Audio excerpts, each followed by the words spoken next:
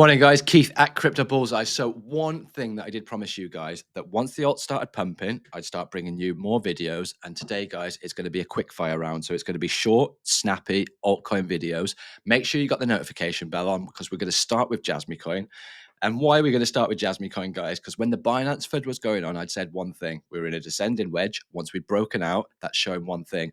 The bulls are regaining momentum. There's buy orders there. No matter what Binance is telling us, people are buying Jasmy Coin. So that worked out perfectly, guys. And we ended up getting rejected at this point here. We've come back, bounced to our support level. Everything's playing out textbook, guys. And in this video, unfortunately, you're going to learn something extra because I'm going to be bringing in an extra tool, which is Fibonacci, to show you exactly what levels I'm expecting to retrace to, what happens if we break this resistance level, and how far projections are going to be on Jasmy Coin.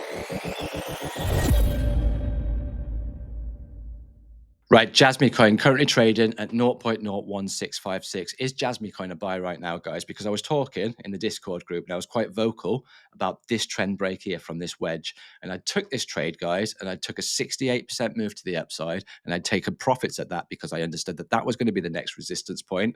Clues look left. We talked about in the last two videos. This support base had held for such a long period of time that once broken to the downside, you need to expect that to act as strong resistance. But it gives us one thing. It gives us an indication that we've got a key area that we need to break and we need to close above. And once we break and close above there, guys, then you've got your gap. This gap to the upside before the next resistance level is 120% move. So how can you play this, guys? Two ways to play it. You're looking for the break or you're looking for a retest. If you get a break, guys, like that, and it's a confirmed break, and you get a close all the way up here because you've got loads of volume behind it, what does that do to your risk to reward? Because you know when you're wrong back in here, and that's your reward up here. So how can you get a high probability move with a better reward and lower risk? Guys, you can wait for a retest. What acts as previous resistance, you would expect to flip support. Exactly the same thing here, guys. This was support, that flipped resistance. Exactly the same thing, guys. Once you break that resistance point, expect that to come back and flip as support. So what does that do? It creates advantage, guys. Why does it create advantage? Because when you wait for a retest, you can reduce your risk and you can increase your reward. Now, this gap, guys, a couple of things that we need to be thinking about on this gap. Firstly, what I'm going to do is stick a Fibonacci extension on there. We look for we look for a 5-wave move. For a 5-wave move, we need one thing, guys. We need a wave 3 to be bigger than a wave 1.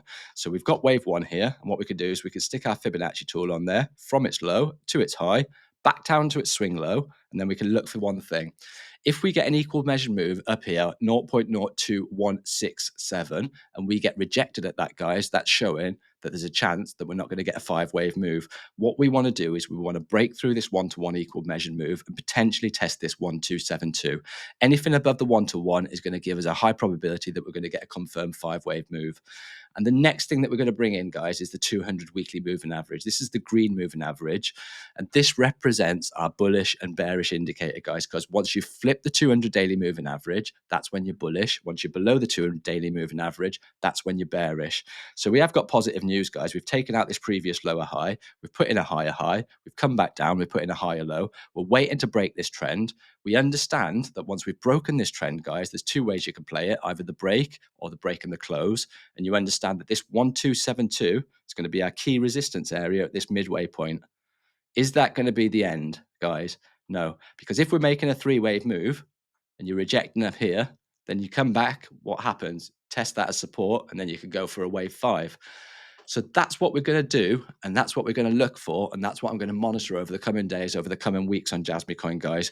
But the first things first, we need to break this resistance point, and it's looking promising because we have tested it once, twice, 3, 4, and now 5 times.